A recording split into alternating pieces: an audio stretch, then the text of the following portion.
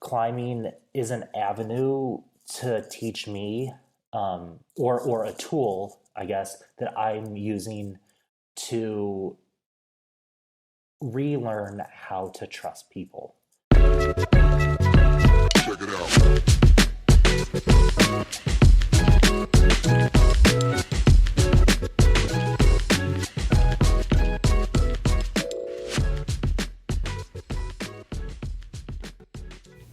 Hi, I'm Alexa Forster, and I'm super excited to bring you the next LGBTQ takeover edition of the Sins and Suffers podcast.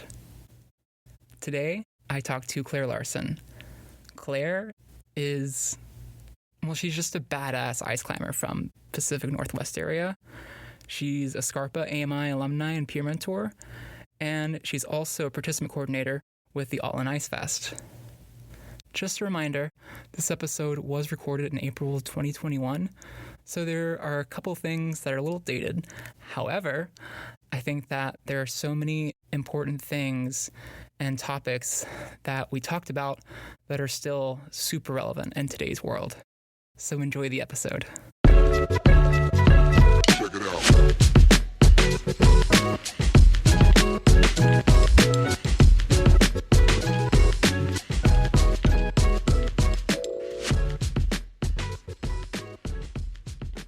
Hi, my name is Alexa Forster, and my pronouns are she, her, hers. And I am your host today for this special LGBTQ takeover on Sins and Suffers. And today I am so grateful to be joined by Claire Larson. Hey, Claire, how are you today? Hey, Alex. Oh, sorry. It's okay. Just breathe. It's okay. This will be the hardest one, just the intro. Right. It's all easier from here. Hey, Alexa, I'm Claire. I'm a transgender ice climber and alpine climber out of Bozeman, Montana. My pronouns are she, her, princess. You're always welcome to call me princess. I born and raised in Peoria, Illinois, and grew up in rural Northeast Kansas.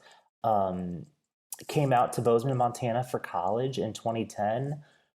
Found backcountry skiing and climbing and have never looked back. Wow. That's quite the journey you've been on, for sure. Oh my goodness. So, yeah, thanks for that quick little bio there. That's perfect. So Claire, I guess the first thing I kind of wanted to start off with,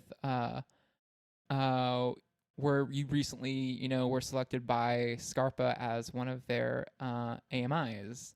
So would you want to talk about that a little bit?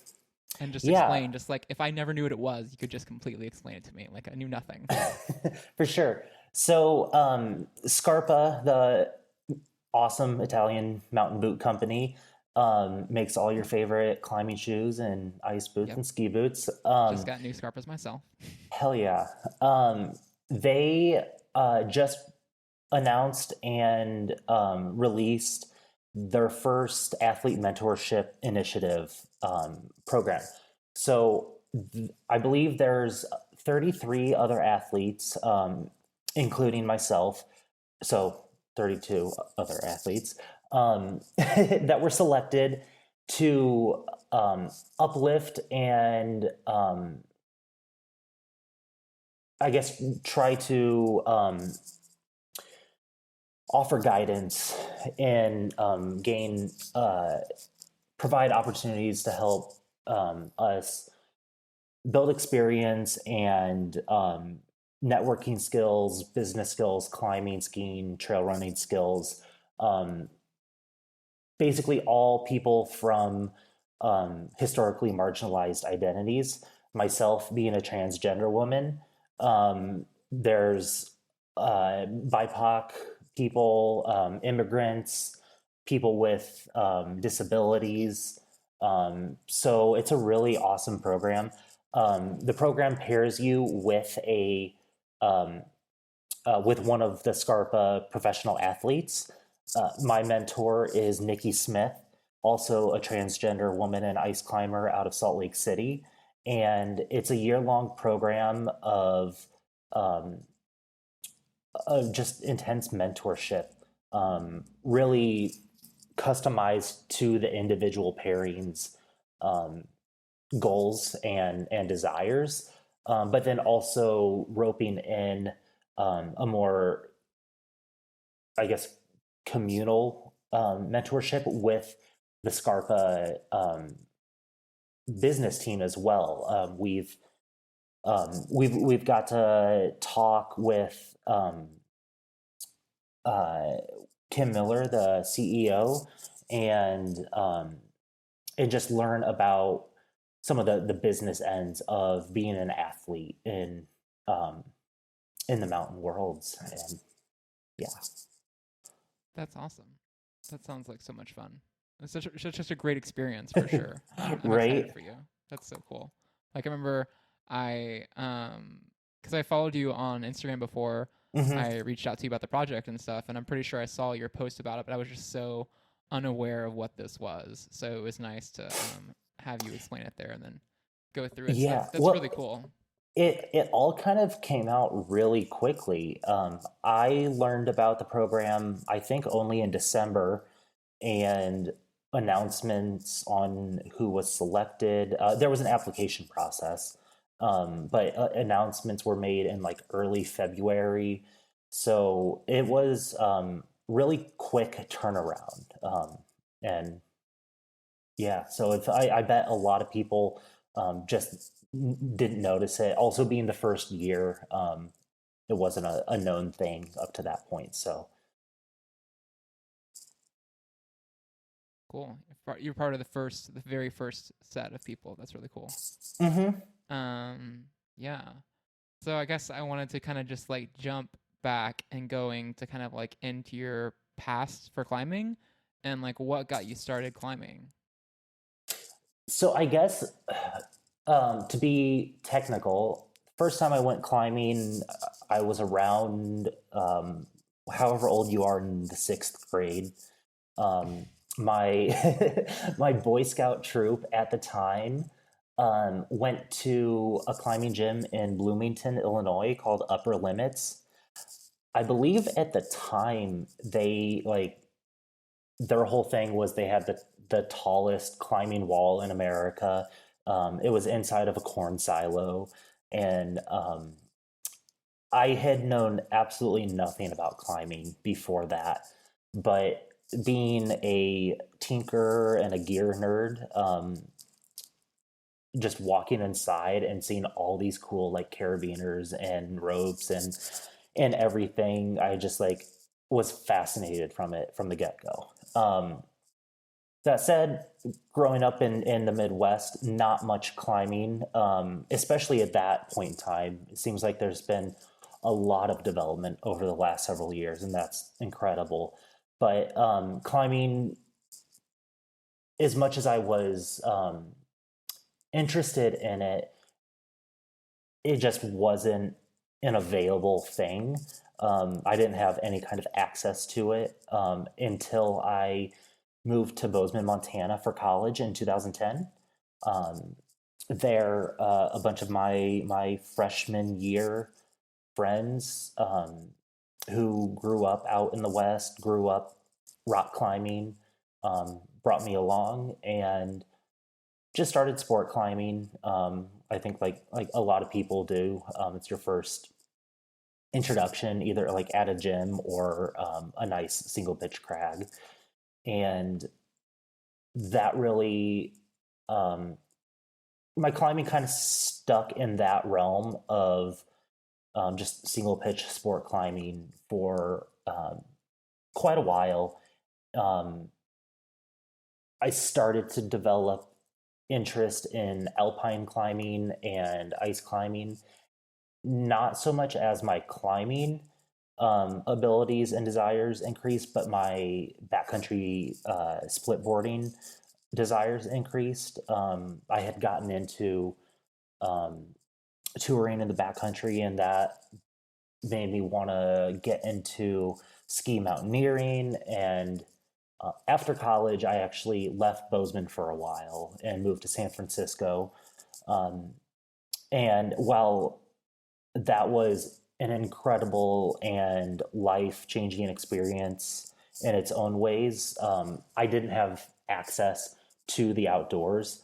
And that gave me a big awakening to how important this would end up all being in my life. So from there, I moved to Queenstown, New Zealand, um, and spent good majority of a year uh, ski touring around there and getting more into ski mountaineering. Um, that while I was there, though, training for some of the objectives is what really got me into the mindset that like alpine climbing is what I really like love so much right now. While I was training, I did the uh, Remarkables Traverse of the Remarkables Range just outside of Queenstown. And long story short, once I got back to the US, eventually ended up back here in Bozeman, Montana, specifically because Highlight is here and Highlight Canyon being kind of one of the meccas of ice climbing in North America, just seemed like a perfect mix of this is what I want to do, incredible access to train and build these skills and career, or build these skills, and having already lived here, going to college here, being familiar with the place. Um, so yeah. Nice.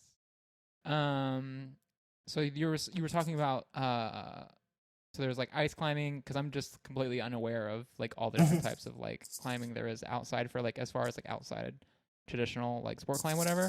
So you said like ice climbing and alpine climbing, and there was another one where it was like split board. Split boarding, yeah. Yeah, what's the difference between The those? the ugly stepchild of the ski world. So a split board is literally a snowboard that is cut in half, lengthwise, and it turns into a pair of skis that you can put skins on and tour up a mountain. Um, think of like cross country skiing, Mm-hmm. um, and then once you're at the top, snap it back together and ride the snowboard back down. Okay, that sounds intense. It can be. It's definitely not as light and efficient as a really nice ski tour setup can be, Mm-hmm. but Yeah, like you um, don't get the nice lift to get you all the way up there. You're actually like, huffing it all the way up top. for sure. But just the like the gear involved, the uh, an alpine touring ski setup is just so much lighter and more efficient. Split boards are getting better, but um, I think it'll forever be the ugly stepchild. Gotcha. No, that's cool. Yeah, I'm so excited to learn about all those other parts of climbing that I don't really see here in Texas. So that's good. Hmm. Yeah. Um, yeah. So You one guys of got my some ice this we winter. did, yeah, like so much that you probably could have come down and ice climbed it outside I for just saw a couple some days. photos of some like water towers that um, had leaks, and then the ice was forming on all the structure, and it was like Mm-hmm. that would actually be kind of fun to go down and do some ice climbing in Texas. Yeah, you could actually tell someone, yeah, I was climbing in Texas once, and they'd be like, Hmm. "What?" Just look at you like you're crazy. Yeah, it was that weather was so crazy because Texas doesn't get anything like that ever most of the time, Hmm. or usually it's like once in 10 years. And when I say once in 10 years, I mean like 10 years ago to the day was the last time that we had that Hmm. much like snow and ice here in Texas. Like Hmm. I remember specifically being in college and then like having the whole week off school because everything was frozen. You could No one knew how to drive in it. and none of the cities knew how to prepare for that. So even like 10 years later from the last time it happened, like the system just crumbled, electricity grid. Which And is the that's best because when you're a kid and you're like, oh, cool. There's, I remember in Kansas, we'd get a few inches of snow day. Like, yeah. it's perfect. Yeah. I mean, it was not now like like last time I did, it was in college 10 years ago, and now it's like okay, 10 years later, now I'm like 30 years old and an adult, and it's like okay, well now I don't have to work, so this is nice. But the only downside is like I'm a independent contractor, so those days I don't work, I don't get like paid like most people who would, be salaried employee, whatever. So luckily I needed a break, so that was just like nature telling me like, okay, you're not even gonna work this week because we're not gonna let you get on the roads. I was like, okay, that's fine with me. I needed time to kind of exhale before a big long span of work hit my way. So just it's kind all of good, roll and I'm with the happy. punch. And yeah, exactly, and just but honestly, that was such a harsh storm on Texas, and I feel very, very fortunate and lucky that like I didn't lose power. Like I don't know the numbers exactly, but like thousands upon thousands of residents in Texas. Like I want to say it was multi-thousand levels of people. And I'm gonna look back and just like know me talking about numbers for something that I didn't research before is gonna sound so great. But no, lots of people lost power, and I'm very fortunate that we didn't lose power. So we actually had friends come over and stay with us because inside of their house was like 30 degrees or something. And it was funny. I remember like after like going back to the climbing gym after it all happened and seeing Mario, whose podcast we're on, and I was like, oh, how did the weather fare for you in Fort Worth? And he was like, well, I just like he sounded so badass about it, just like, oh, matter of fact, so I just secured all my pipes and like tied them up and kept them warm, and I just popped up my tent in my living room and opened the windows, and I'm just like, what?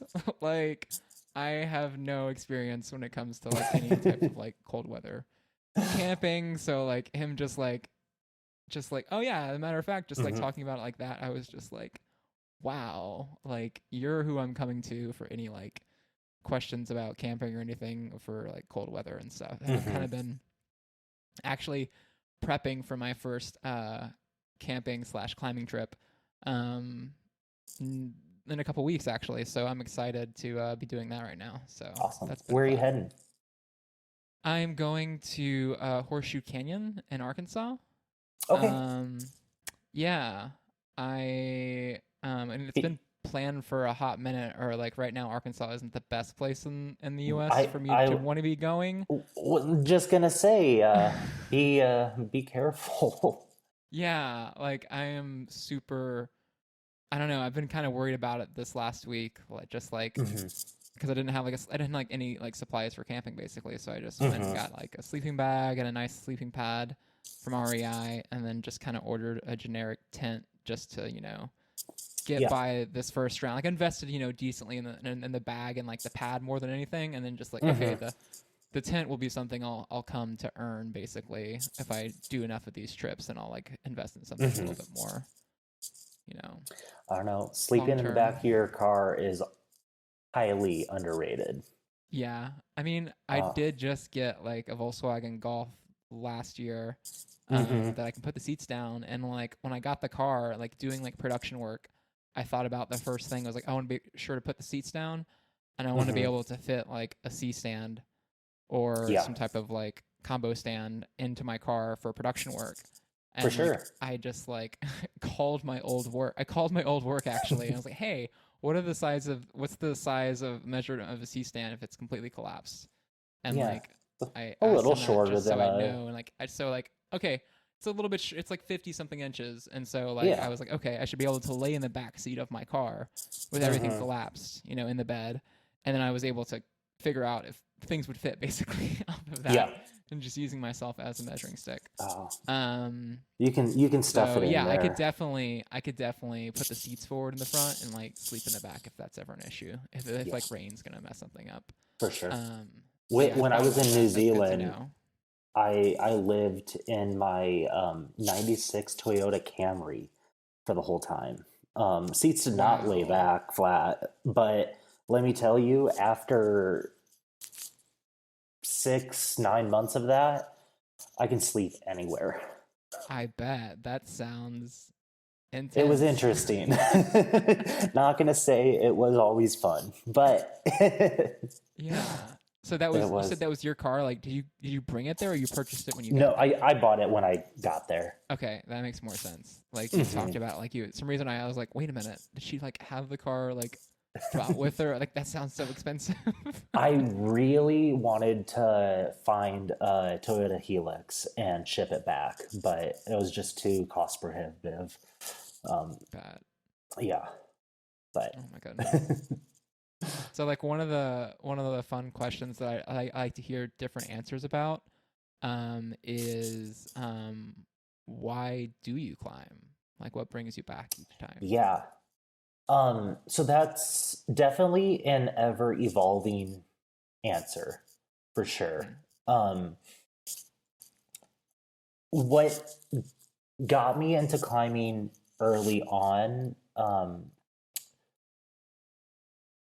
I think as I mentioned it earlier, I'm a gear nerd. I'm a tinker. I grew up riding and racing bikes and just being able to acquire and organize and, do all that.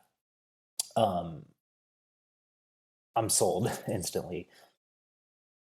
But growing up in the Midwest,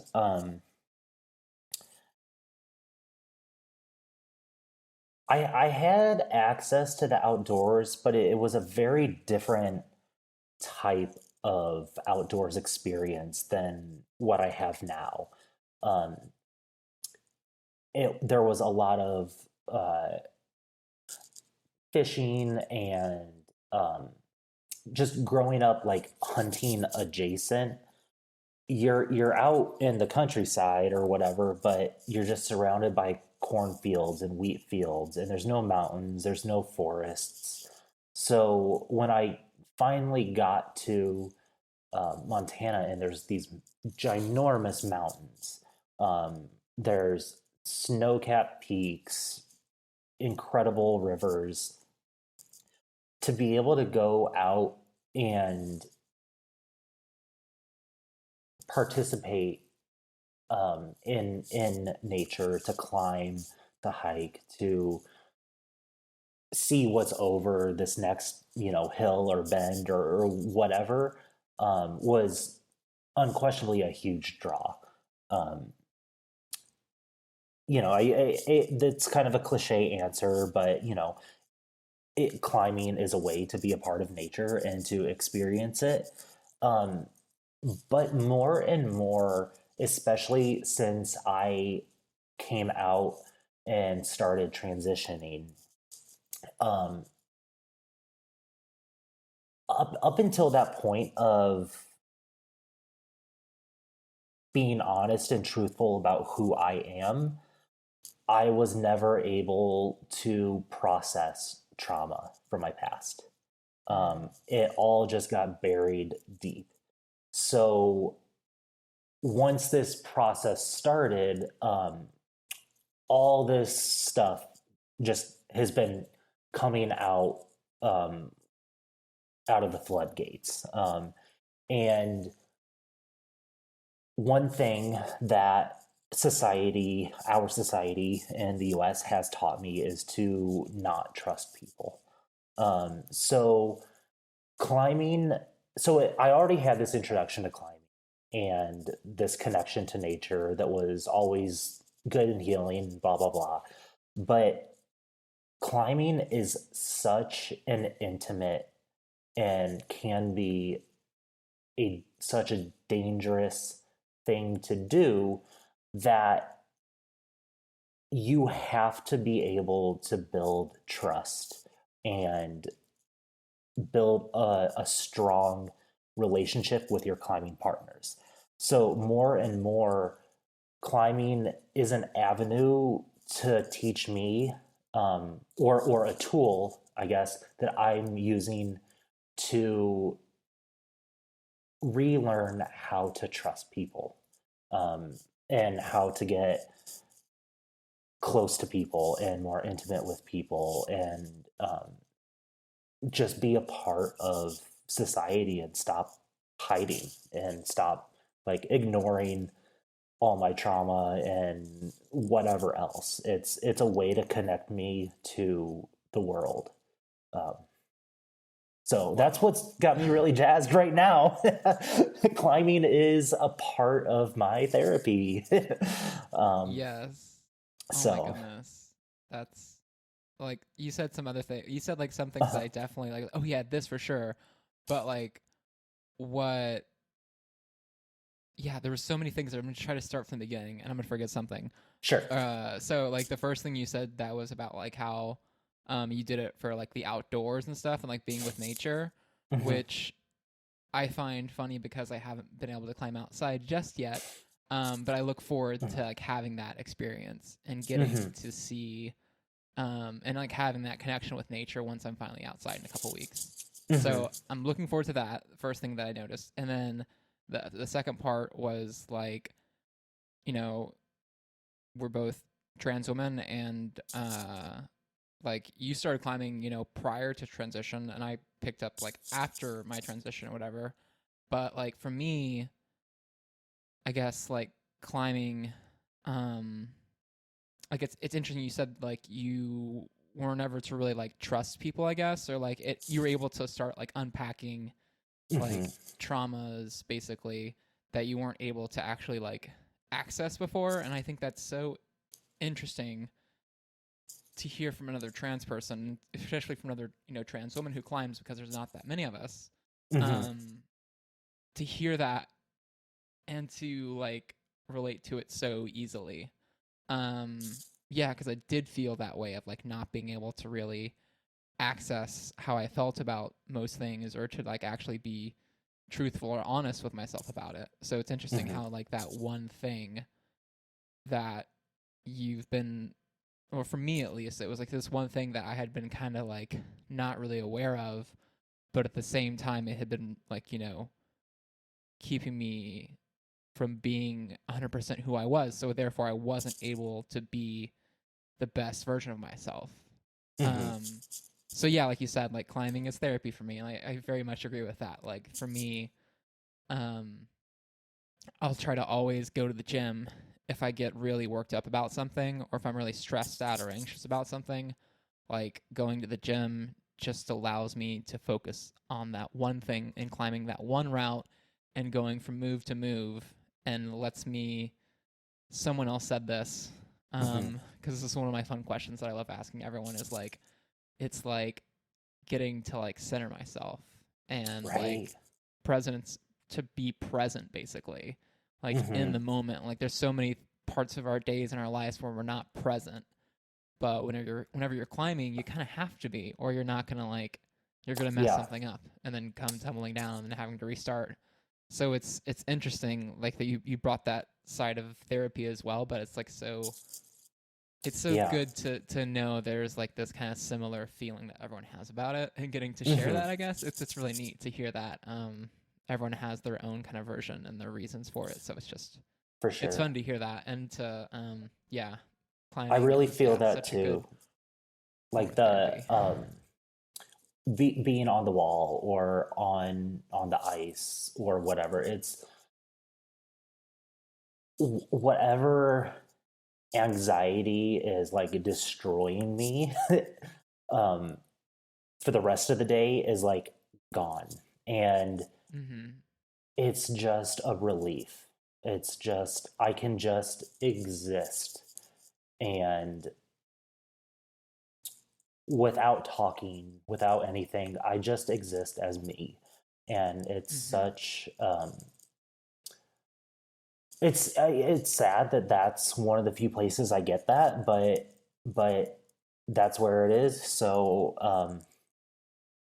I'm a roll with it, and um, I get to just be me, be Claire, and also work on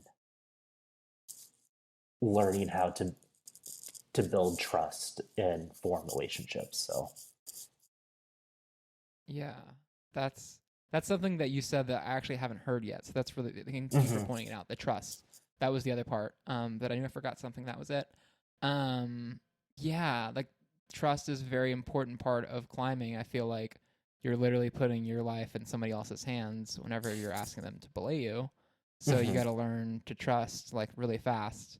And that's something that I didn't even realize that I was doing until you brought it up. Is like, hmm I've gone to the gym so many times by myself just because I, was lazy and didn't, contact my friends before I went, or like had hmm enough time to get them to come with me. I was like, I'll just find someone to belay me when I get to the gym. hmm um so yeah, like I'll just, find other people that are hitting auto belays and try to start a conversation one way or the other about climbing, and hmm then see if they want me to catch them on a route. I'll usually offer that first, and seeing if they want to climb something besides the three auto blaze that are on the wall. right. Um, Well, and and it's yeah, just exponentially more important and higher risks the deeper you get into the mountains mm-hmm, when you're dealing with weather, you're dealing with avalanche conditions, possibly you're dealing with crevasses and changing ice conditions. The list goes on and on. yeah, Um, it's oddly, I think, as a society, we oftentimes think of climbing kind of as a individual activity or individualistic. Um, and I grew up playing team sports, played football, basketball, soccer, baseball, but climbing is one of the most intimate and intense team environments I've ever been in. Um, yeah. No, I so agree with that statement.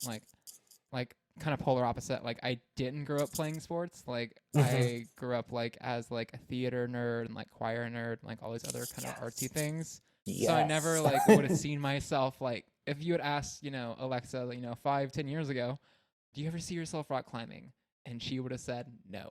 Like you must be crazy.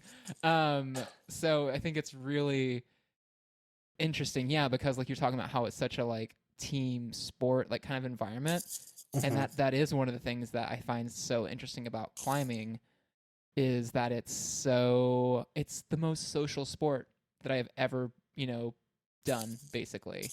Like I don't know how else to explain it besides like the and like I've talked about this with one other person is just like being trans and being a climber and going to a gym, like there's just like another layer of kind of stress there. Or at least there was for me in the mhm, beginning, like going to the gym that I go to. I go to these summit gyms here in North Texas.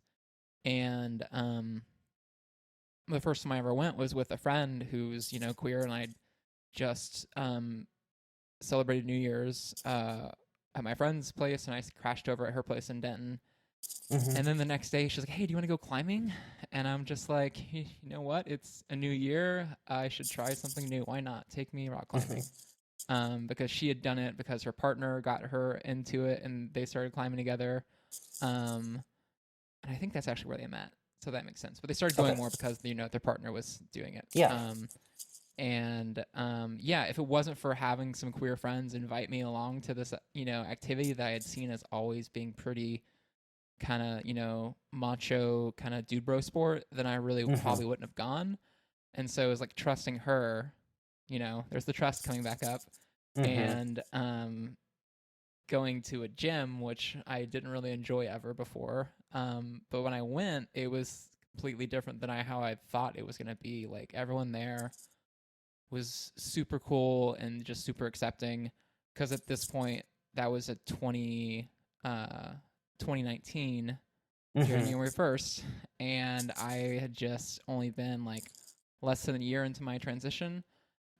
So I still like was, had a lot of old remaining facial hair from my tomboy days, mhm, that I was still working on getting rid of.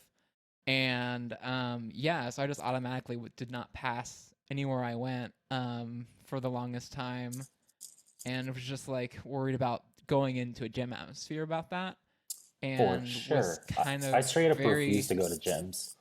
Like, yeah. So you haven't been climbing in gyms, then you just been climbing outside. no, absolutely not. Um, I for a lot of reasons, some of the obvious, trans related reasons. Hmm. But then going back to some childhood trauma, which is, I guess, also kind of indirectly trans related. But um, yeah, no, you cannot get me to go into a gym. I'm sorry. It Nah, sounds it's like you said, if it's something like childhood related, I can understand. It's super yeah. sensitive, so I don't want to like push on the matter any. But No, no, like, no. if you're It's all ever good. in Texas for any Hmm. reason, I would like to challenge you and try to get you to go to a gym one day. It might be harder to get me to get to Texas than in a gym. Yeah. I will say that, but um, although I don't know, Houston's sounding pretty cool right now. Houston. What's so cool about Houston right now? All the Vietnamese food, just like majorly changing culture and demographics. Food for sure. Food. Okay. Yeah, Food brings you. food Gotcha. might get me there. Okay. Interesting. I might have to do some research on Vietnamese food in Hmm. Houston then to see if we could get you down here to go climbing. Even if in Houston there was no summits down there. That's like my gym, like my Is home it? gym that I trust. And they've been doing like a really good job basically Mhm. of being more inclusive. Like basically they started doing these LGBTQ climbing sessions. Yeah. Back in 2019 they did the first one, and that was because like I annoyed them enough with just like asking them to like hey, like we do this thing called lady crushers where Hmm. people who are women or identify as women get to come climb at the gym Yeah. Sunday mornings from like 10 a.m. to noon. It's really cool, and Hmm. we should do one for like the LGBTQ plus community. Yeah. And Well, I and that just just shows started. why having community and representation is so important. Because, like, Mm-hmm. okay, if there is a queer night or whatever Mm-hmm. at a local gym, like, if I know I'm gonna have that support and safety of my people, like, yeah, okay, I will be able to take more of Mm-hmm. that gamble and go and Yeah. whatnot. But See, that's exactly why I like wanted to start doing something like that. Is because I knew mhm, there would be people who would actually feel like welcomed, and invited, mhm, mostly, and trusting to come. mhm, Um, and like one of the things that was so rewarding about that, and getting that started with them with Summit was like we did this first one at their smaller gym in Denton, which is bouldering only, and it was like we had like 20, 30 people show up, I think. And then we did okay, the second one at their newer like, flagship, just open gym, mhm. and there was like 70 something people showed up That's pre-COVID. so awesome. And it was just the most like rewarding thing to see a gym full of people like from Yeah. the community all there climbing together and just like interacting. Hmm. And it was really cool because like I'm really bad with names to begin with. I'll just preface it with what I'm about to say. So like there's one of the guys who now hosts the LGBTQ climbs because he's Summit employee. His name's Tom, um, and he was at that Plano like first one of the second LGBTQ climb that they Hmm. did, and I met him apparently, and I completely forgot that I met him there. So it's funny now because like I had been friends with him the last year or so, Hmm. and like talked to him about like bringing this program back, and I was like, you should totally be a part of it. Since Summit wants to keep it in house, you'd Hmm. be a great person to help host it. And then he went and talked to them about it, and I also sent them a message saying you should bring Tom into this because Tom's awesome. Um, So yeah, it's such a cool thing just to see that connection from like seeing him at the first one, and then now he's helping run the Hmm. thing. So it's a lot of fun just to see the growth and the people you meet, and it's yeah, I'm looking to do more like LGBTQ related like climbing type of workshops or whatever I can really just to help Yeah. as much as I can. Like I can't do much, but I'm gonna try. There's steps, you got to Yeah. start somewhere. And Yeah, we exactly. do, here's the thing, we do have a community. Um, you mentioned earlier that there's not many trans climbers, and statistically, yes, you're right. But over the last several of weeks, I don't know what's happened. I guess other than being a part of this, now being a part of this Scarpa AMI thing, but my followers on social media is like so many trans and non-binary climbers are like connecting with me now, and it's like blowing my mind. Um, and it just even I have these preconceived ideas about our community that there's not Mhm. many of us, but there are many of us too. Yeah. No, it's so cool. That it's just like kind of growing and you're finally able to like meet more people and Hmm.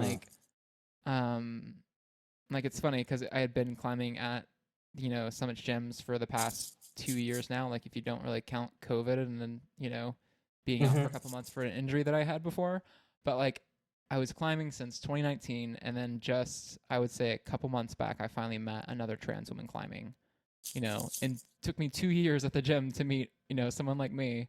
Hmm. But it finally happened. And she's really great and the fun person to climb with. And it was like so funny once we both figured, like, realized, because we were able to like talk about, our transition and whatnot. And then like we both found out that we actually have the same like HRT birthday. Like, Oh yeah. like we both have the same exact day. It's like May 17th, 2018. We both started Wow. HRT the same day. Oh So it my was like god. so funny to like have that same birthday with her. Mine is literally May 20th, 2019. What? 29. So a year So later, a but a a couple year and days two off. day yeah, a year Yeah, and 2 days. that's awesome. We're so close. That's awesome. Freaking sweet. Oh, that's so Right? funny. Such a small world. I love it. Um, yeah, that's crazy.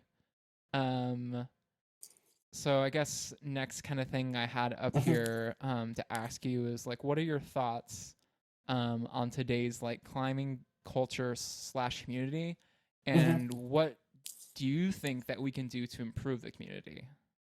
Ooh, big question. um, I'm so conflicted and confused by our community. Um, one day it seems like the greatest, most inclusive, safe, and helpful place that I've ever experienced. The next day, it can just be a nightmare. Um, and I certainly cannot speak on the climbing community and the climbing world at large. Um, because I only live here in Bozeman, and Mm-hmm. I'm not connected to that community at a larger scale. Um, and my experience, while I have climbed elsewhere, the overwhelming majority of my climbing existence has happened within this Bozeman area. Um, so yeah, going off of that, our community here in Bozeman and Highlight, um, the ice community is where I have more connection and more focus.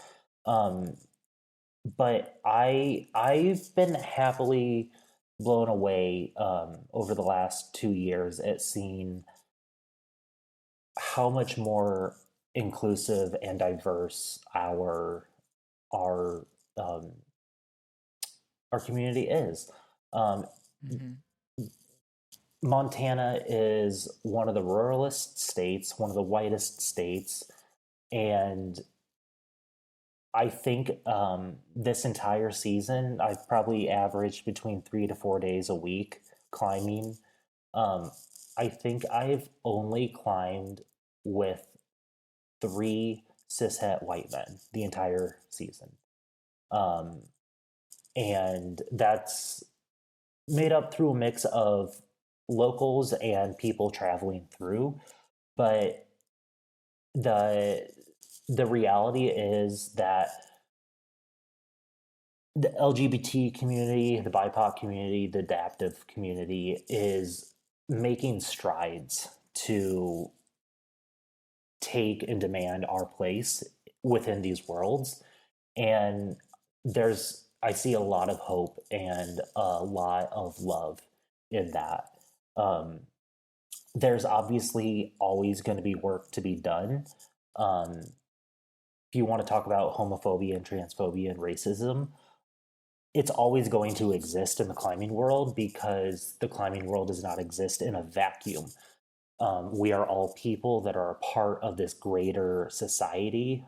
In our situation, we are all a part of quote unquote Western white American society, which is a racist, homophobic, ableist society. So it's only natural that these issues are going to permeate and exist in these sub um, genres of life until the umbrella society changes. That said,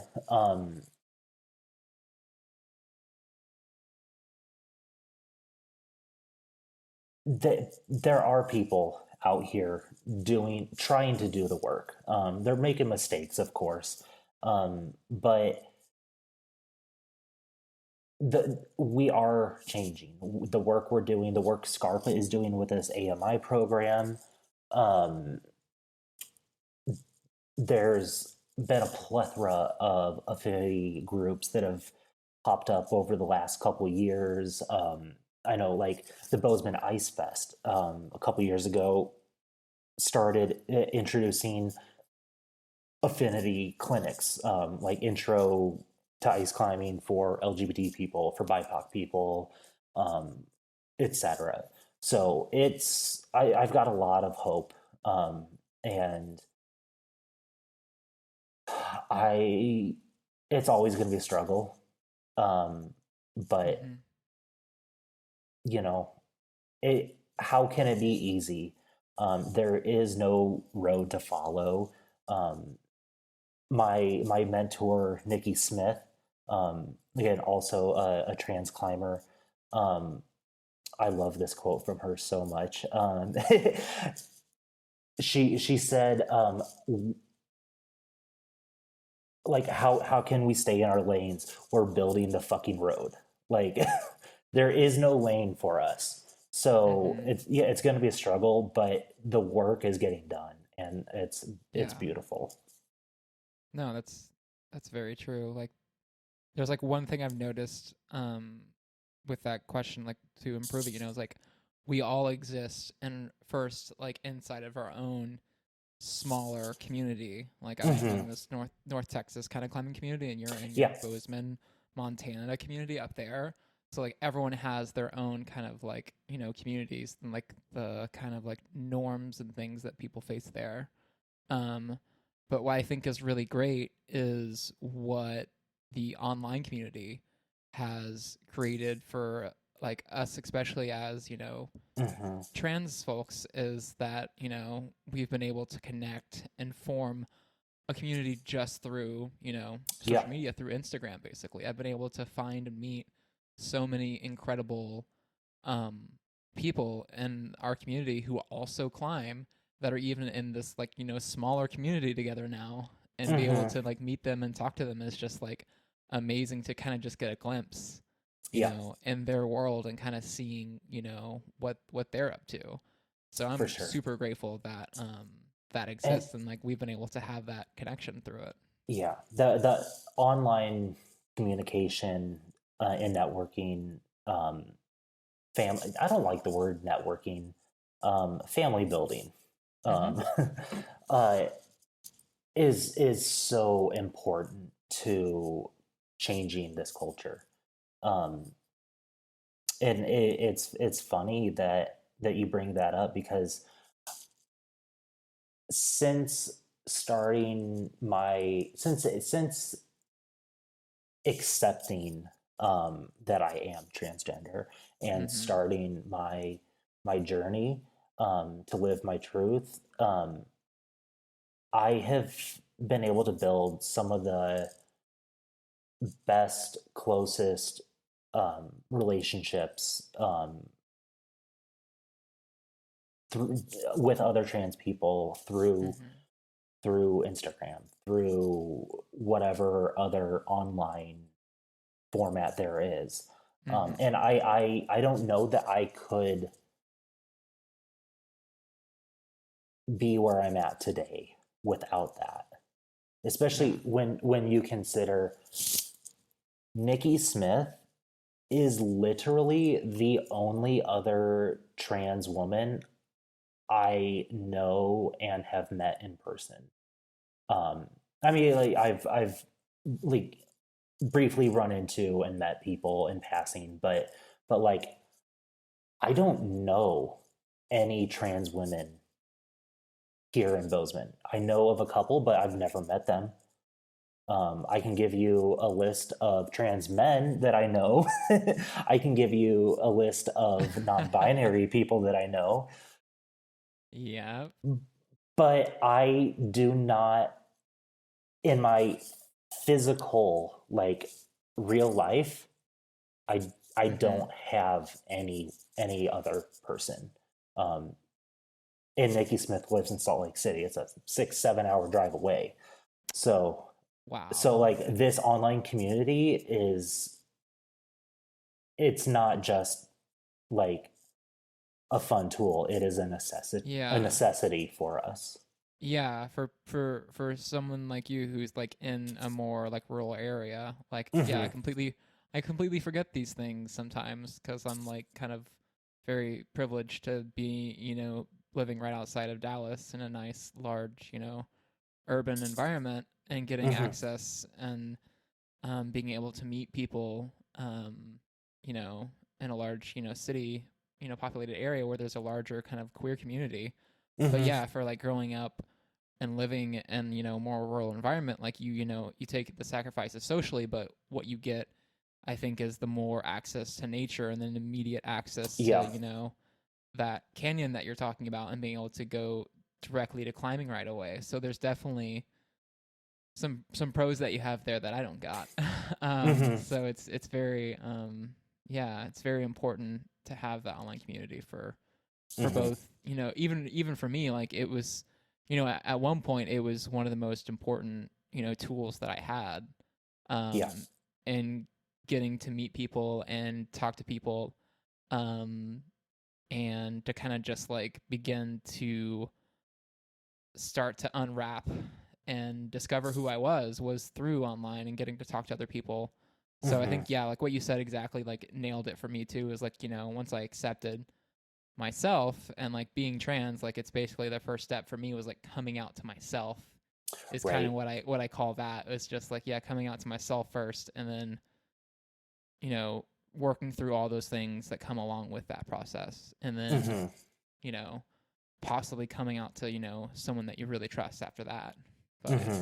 um yeah. Now I'm going way off topic. It's all good. Yeah, that's fine though. So the next kind of thing I had for you kind of relates back to the last question, but so yeah, it might make you think of something else. Hmm. So it's totally cool. So Have you had or suffered any hardships um, from being a trans woman while climbing?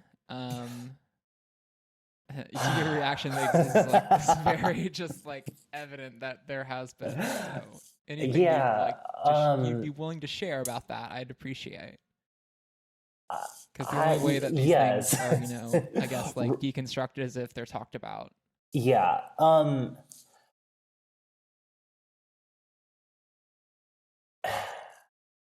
Yes, the answer is yes. But maybe not in the ways that most people are initially expecting. Yes, I've been glared at and had, you know, people make comments under the breath in parking lots and stuff. And um, but the issues I have been less from random people, and unfortunately, it's been mostly lateral oppression from within the queer community, from non trans members of the community, and I Mm-hmm. don't I perhaps because it hurts to think about. I don't know that I can define where it comes from, whether it is just transphobia or a cis fragility of sorts. Um, but yeah,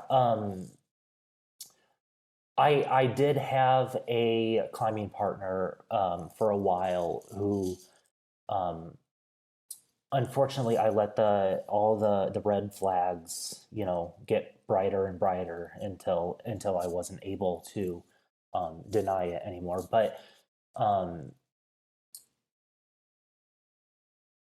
but yeah, I experienced a lot of just gaslighting my lived experience as a trans person, um, questioning and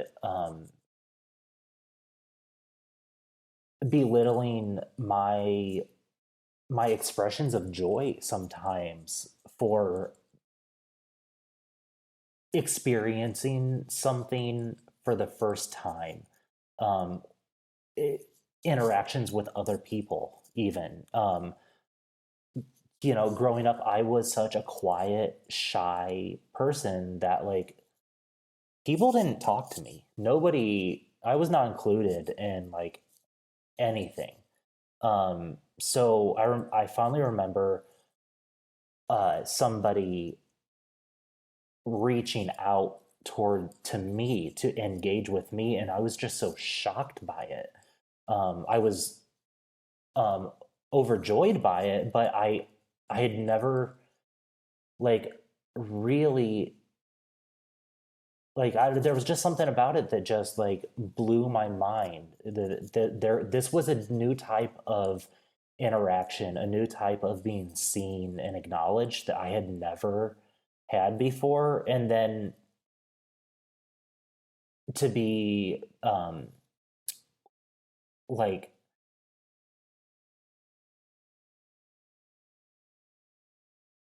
to be made fun of because that's quote unquote normal, like, for apparently for them, for other people, that's not normal for me. So um and Highlight can be a very social place. It's one of the really awesome and really horrible things about it. There's easy approaches to all the climbs. Within the local community, especially, it's a tight knit group of people, and if you don't know somebody directly, like, you're one person away from them.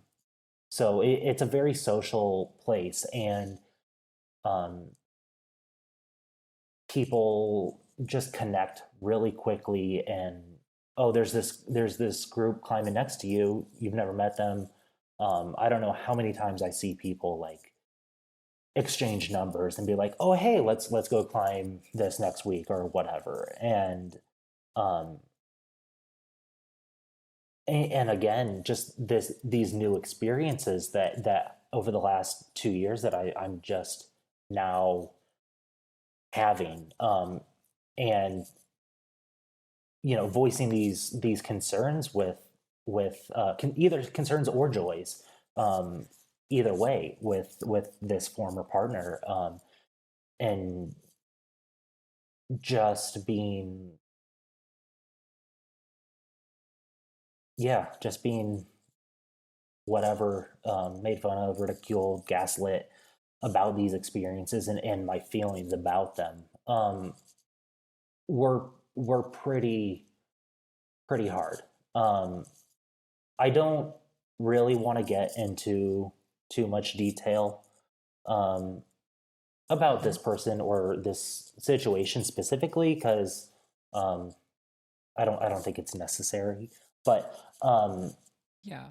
yeah, but I oddly, to answer your question, my biggest issues have been, um, laterally from within the, LGBT, community. Yeah. No, that's really tough. Like, Yeah, that's kind of and like one thing that I forget about. I forget about sometimes is like people from within our own community are the ones that are sometimes making it difficult for, well, trans and I folks. think that almost makes it worse. Um, at least it makes it hurt worse because it's like Mm-hmm. I'm supposed to be looking at you people for support. Like Mm-hmm. we're supposed to be family, and then I expect trouble from an old cishet white guy that has a gun on his hip. Um, like not a stereotype, but that's what I've my experiences have raised me Mm-hmm. to feel is I expect that there. Um, I should not have to expect that from within my own community. Yeah. No, that's really hard to like think you're with in a safe space, safe relationship with someone that you're climbing with. Mm-hmm. Um, yeah, that's I haven't encountered anything like that myself with any like climbing Mm-hmm. partners or friends yet, and I Mm-hmm. don't hope to like have to go through it. But to anyone who does, I'm sorry. That's really tough Mm-hmm. to be trusting that person, then realizing that you actually weren't actually thought of as like an equal in their eyes or like as Mm-hmm. the person you are. Yeah. So that's really challenging. And like I guess to like kind of like it's interesting that you said it's like from the person you didn't expect because they're in the community. It's Right. like one of the things that I've opened myself up to now with going to the gym so much is meeting an amazing amount of straight cis you know straight cisgender people who are Mm-hmm. 100% supportive of me and climbing in the gym and like being there. It's really um great and like heartwarming to get that support from people in the gym. Mm-hmm. It means a lot. And especially like with what's going on right now with all of the trans youth and like basically everyone's states trying to take away their rights to compete in sports, Mm-hmm. is just really just ridiculous. And like accessing healthcare, Mm-hmm. because like I was through the gym, like through Summit, I was actually able to compete in my first ever competition, like bouldering comp. Like it was Mm-hmm. Lady Crushers bouldering competition, and like I saw like the thing go up, and I was just like, let me sign up. Is there going to be any issues with this? And Mm-hmm. so I asked one of my friends who was works at Summit, and they're like, oh no, you'll be able to climb. It's anyone who's who identifies as a woman. Mm-hmm. Cool. So like I went and got to compete for the first time, in a women's competition. And it was great. I had such a fun time and didn't have any feelings or like I had no like negative, I guess, experiences there. So Hmm. that was really nice. And so I just kind of like I realized that a second ago, and like now realizing that some kids may not get that opportunity because they're trans just Hmm. really makes me sad. Um, Hmm. so yeah, I will try not to go into that anymore because it's just making me sad thinking about it. Um, so yeah, I'm really hoping that the Equality Act goes through and we can kind of override anything that's going to be Hmm. made law in these states, and that it won't be law for long. For Um, sure. yeah.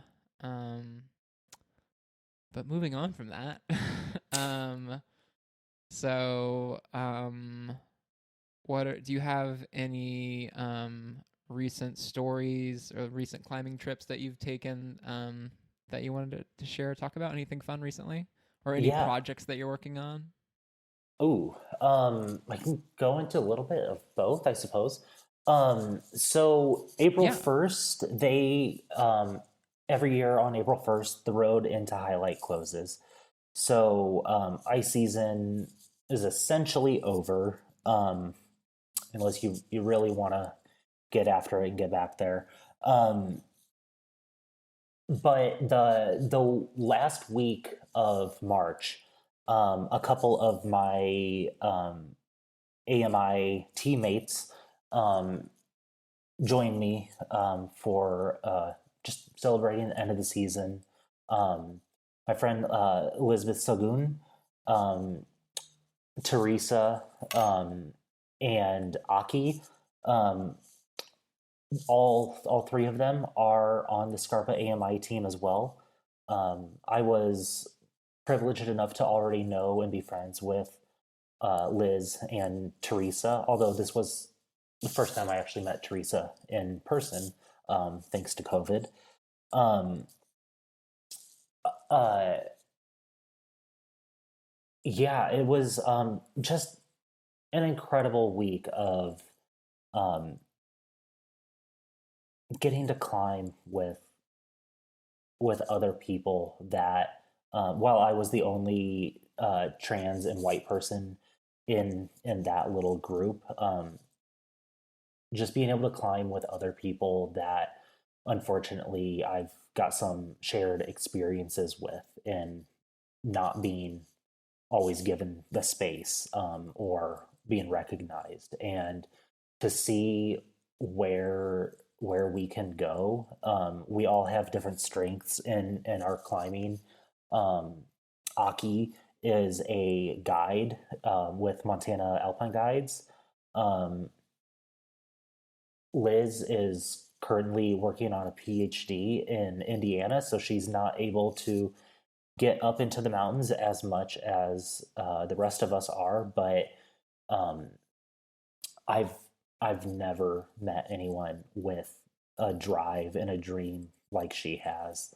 And then Teresa is out of Portland, and like literally like every other day she is climbing Mount Hood, or some other Mm-hmm. Cascade volcano, and just like crushing it out there. And while her water ice experience isn't as she doesn't have as much water ice experience as the rest of us, just seeing all of us come together with our different strengths and weaknesses, Mm-hmm. and just just having a blast on some highlight classics um, was incredible. So yeah, so that was the last big, I guess, climbing trip in the regular ice season. Um, I'm still working out my schedule for the coming months. There's a chance trying to put together a a quick trip into the Beartooths in Montana here. There's a couple really big alpine climbs that will be sticking around for a while longer. And that's the only kind of big thing on the horizon, at least the short term horizon. Mm-hmm. This August, I will be taking my single pitch instructor course with AMGA out of the New River Gorge in West Virginia. So that's going to be an exciting and new experience. I've never been um, out east really. So, um, and yeah, climate, it just looks incredible, just gorgeous. And Mm-hmm. just hoping it's not too hot and humid. That's, Other, I guess that's one of the reasons you're in Montana, right? I hate, so yeah, growing up in like Kansas, Missouri, Central Illinois area, like I am just over it. It's the humidity and heat is Uh-huh. literally the worst thing in the world. Yeah. And honestly, Montana is too hot and humid for me. Um, Mm-hmm. if I could, I would move much further north. Um, but I don't think that's feasible right now. um, um, but other than that, no real like specific um, climbing objectives or goals are set in stone yet, other than um, I'm still in the early stages of this mentorship program, and Nikki Mm-hmm. and myself are really fine tuning out what our mentorship's going to look like, and um, just building structure and um, uh, and ways to train better and more efficiently um, is that's the big project of the year, is to really Mm-hmm. put all my focus and energy into this program um, to which I should say is not, it's different for each mentor mentee partnership, but for me, like it's not just about becoming a better climber. One of my biggest goals with this program is to um,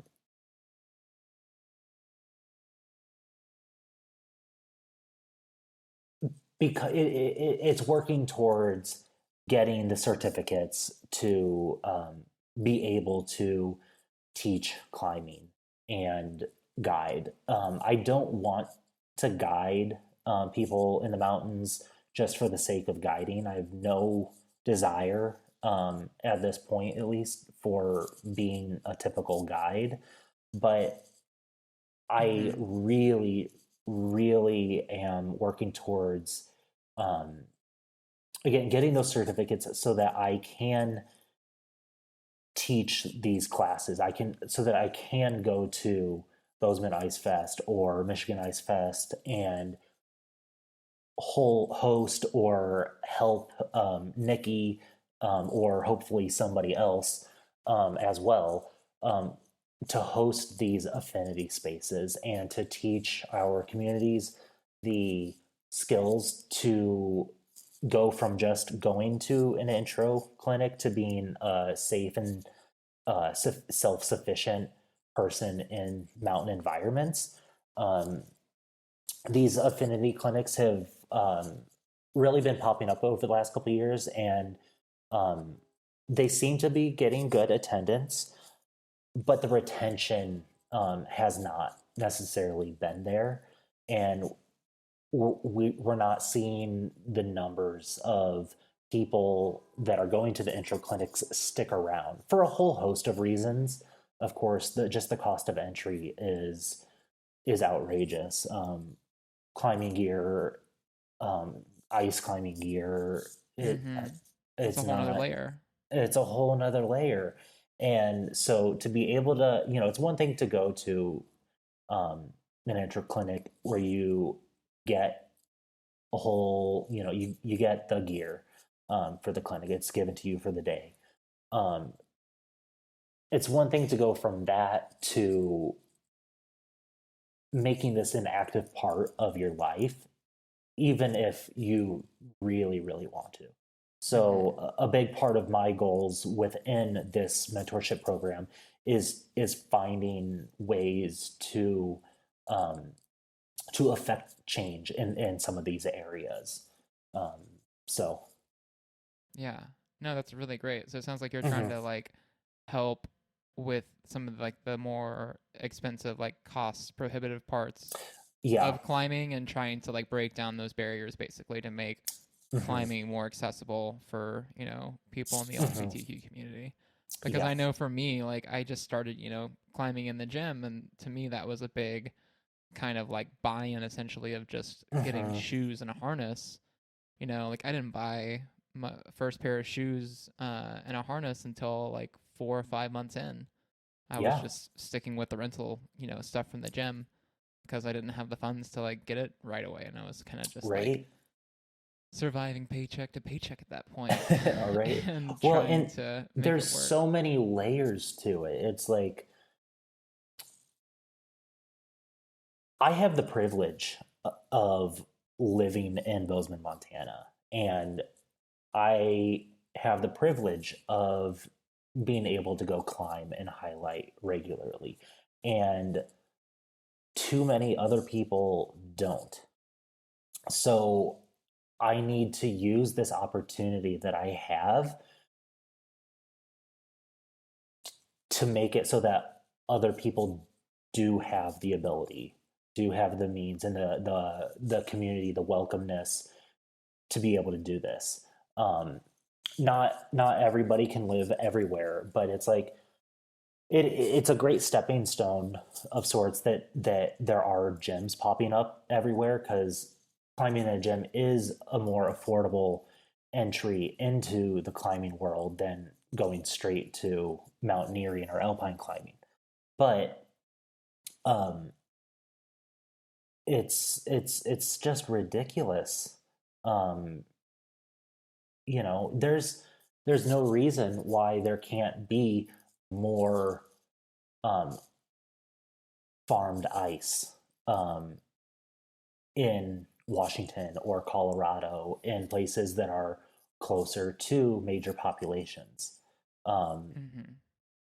yes, it might not be as glorious as a beautiful, naturally forming backcountry line high in the mountains, but there's all these things that we can do um, to increase the number and diversity of people.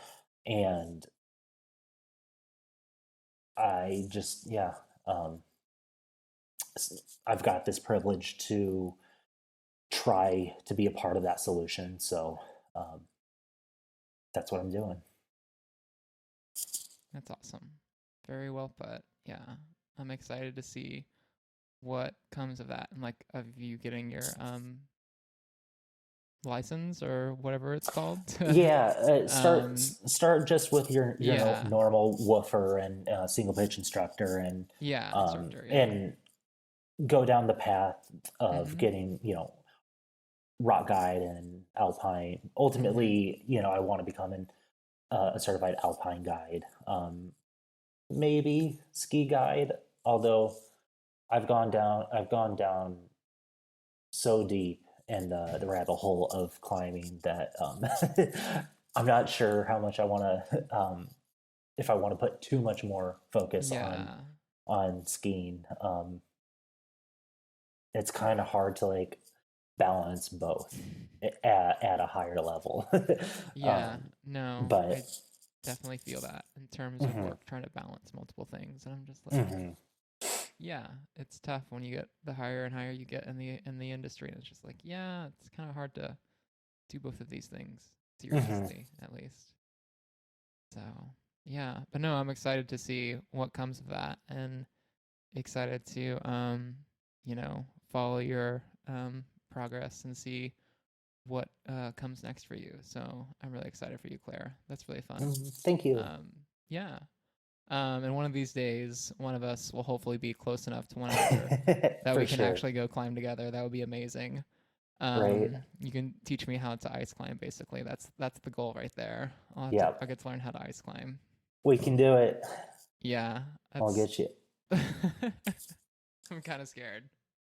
It's I get that, I totally understand that fear. For me, ice is just so much more natural um, than rock climbing. Um,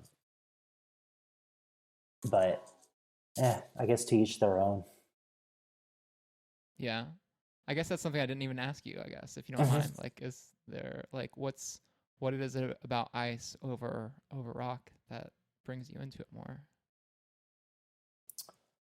Um,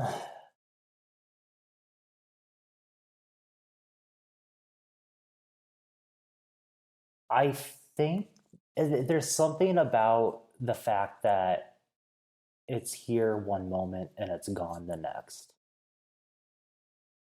Not that that's Mm-hmm. not true with rock climbing. Of course, there's always Yeah. these geological elements that are degrading the rock in one Mm-hmm. form or another. Yeah. But Of it's such course. a slow.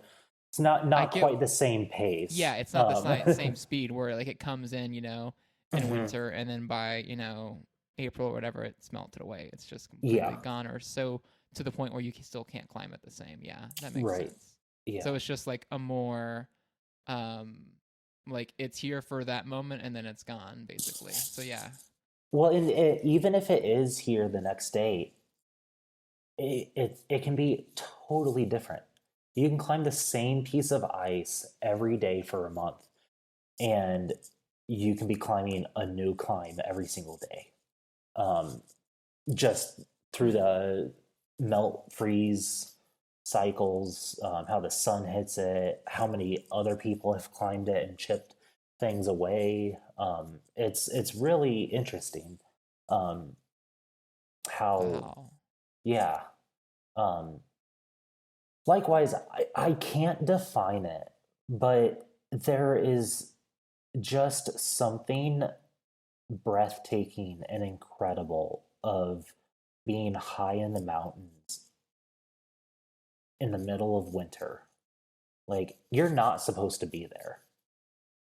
That is objectively a very dumb thing to do. Like, put yourself, you know, in avalanche terrain or on a ice column or cliff wall, out of cell service, away from society.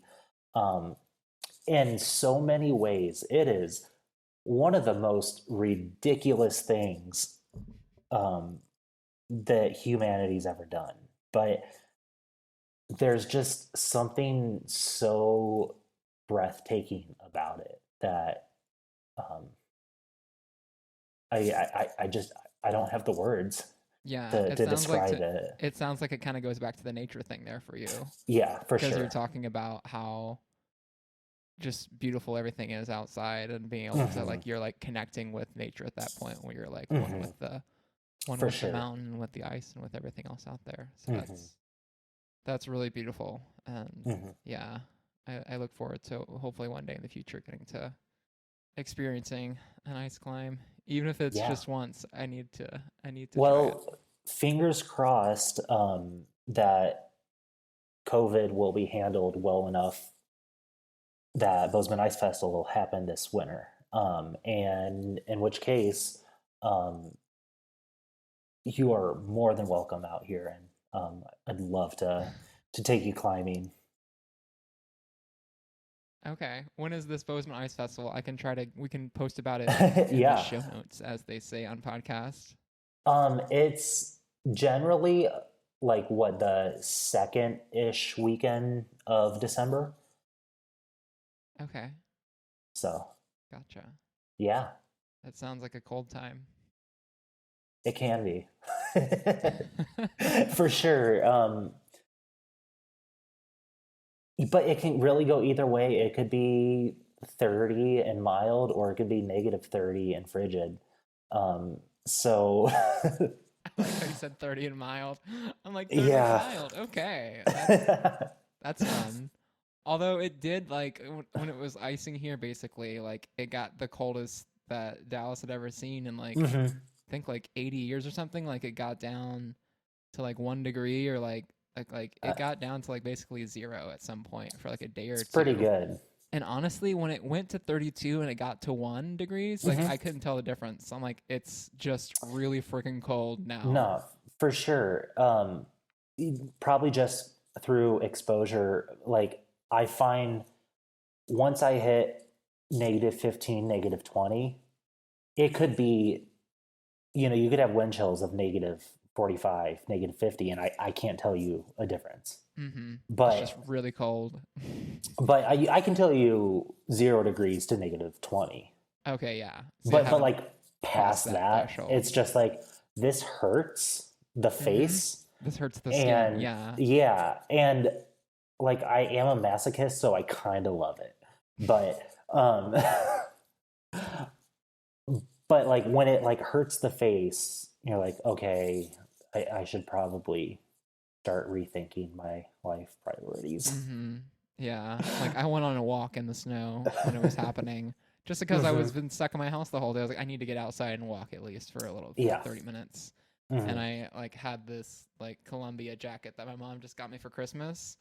And it is the most amazing jacket. It's like this thin material, but it kept Hmm. me super warm. I don't understand the science behind it. So thank you, Columbia, for your Right? super warm coats and jackets that are Yeah. amazing. And I just had like, my face all covered up with a scarf, so like all I could really see was like right here, and my nose was just like freezing at the end of it. I had to like go back in and like thaw my nose. It was great. Yeah. There's something nice about it. That's one way to describe it. Yes. That is definitely one way to describe it. I mean, I just love winter. If you haven't been able to yeah. tell, it's my element. I do have an appreciation for it because I can always put more clothes on and bundle Hmm. up than, it being too hot and you can't really take anything off once you're to the last layer basically. For sure. Um so yeah, I get that. It's easier to look Yeah. cute in winter. Interesting. I've never heard someone take the approach Yeah. for it's easier to look cuter when interesting. Yeah. Yeah. Okay. More I can see clothes, that. more That's accessories, fun. just um Mhm. yeah, you know? Yeah. Okay. I I buy don't that. I don't That's have to cool. show I'm off this excited. like pasty white like skin. Like, I don't tan. I go from Elmer's glue to like Mr. Krabs red. Like, there is no in Oh, between. Yeah. that sounds So painful. yeah. So Yeah. wintertime, fully clothed. Yeah. Mhm. Well, is there anything, Claire, that you'd want to talk about that I haven't asked you about, Hmm. or you want to talk about? Um,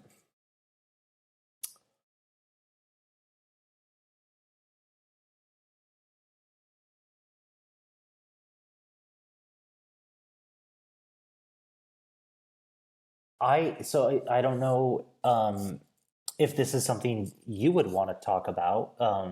But I've got a question for you if you don't mind. Oh, I Um, love this. yeah.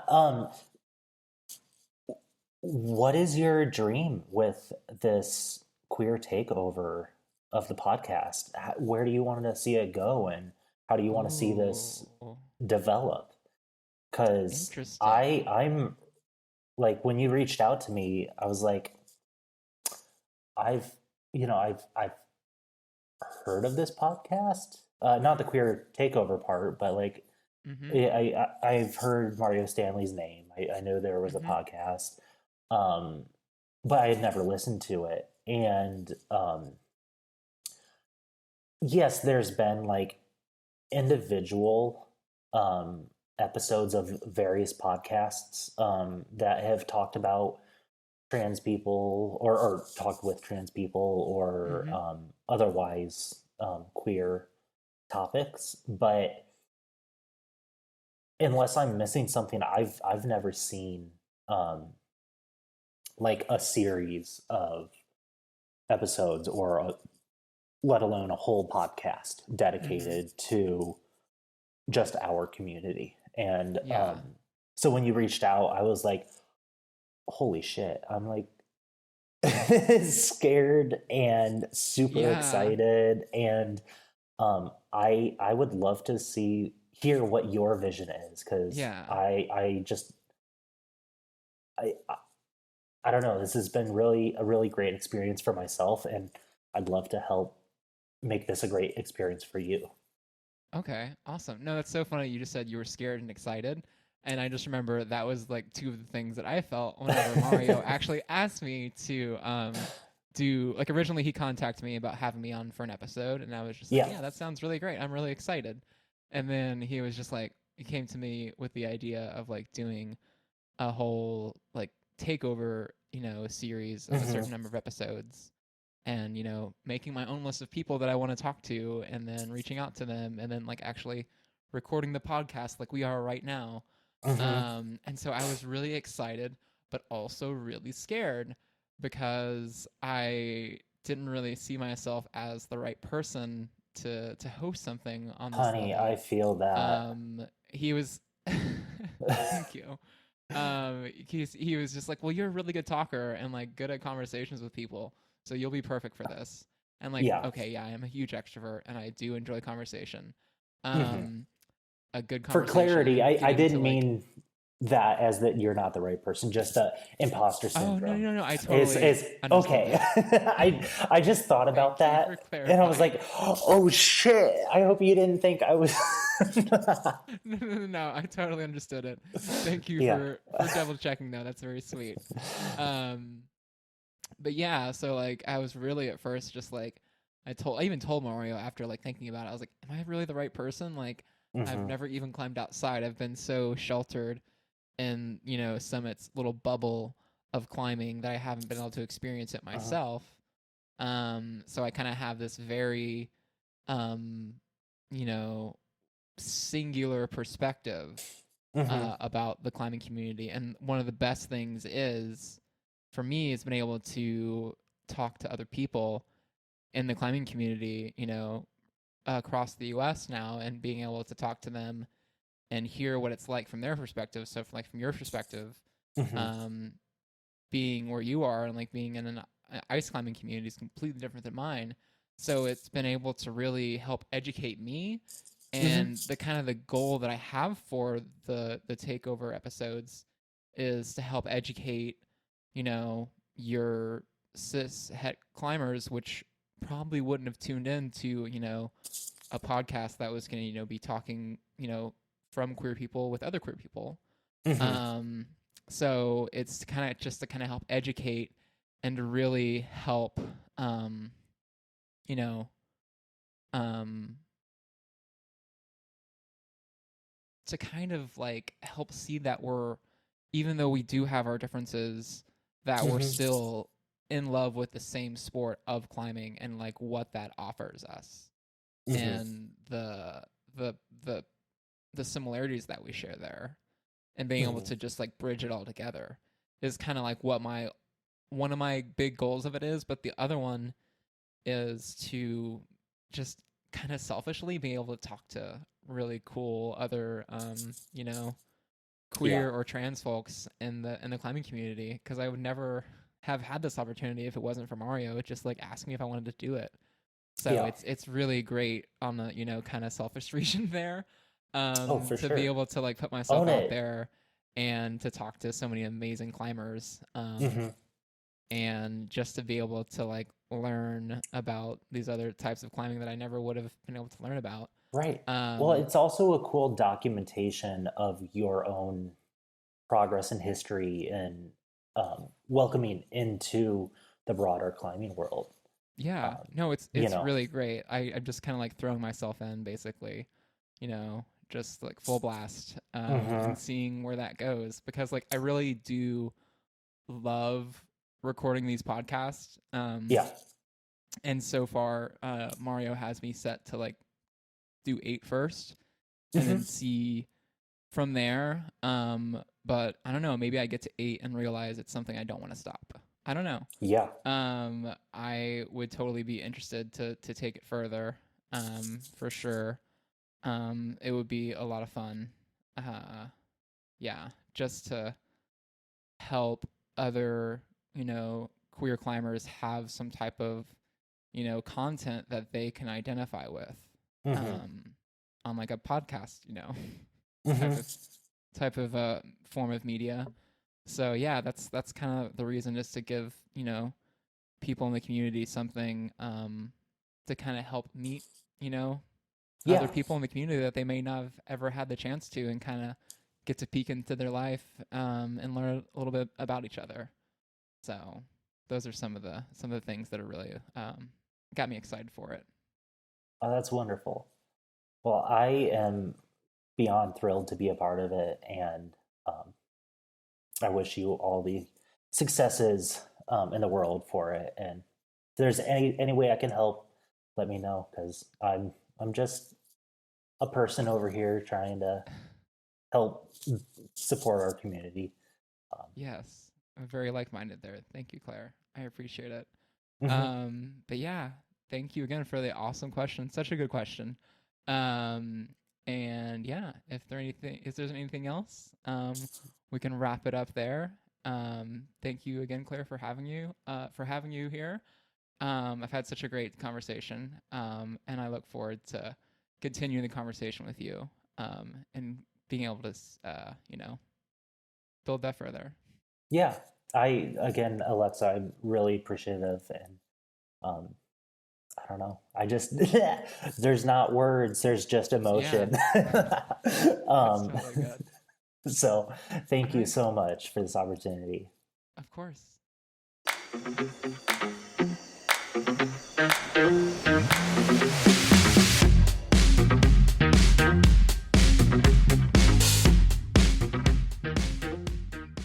Well, that does it for today's episode.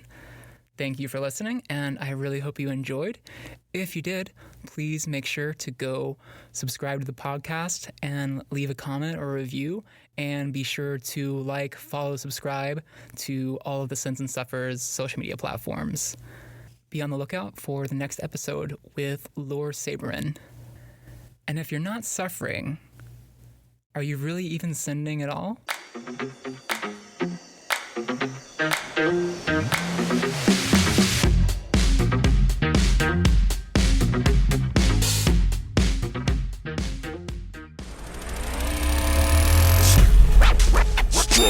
Audio.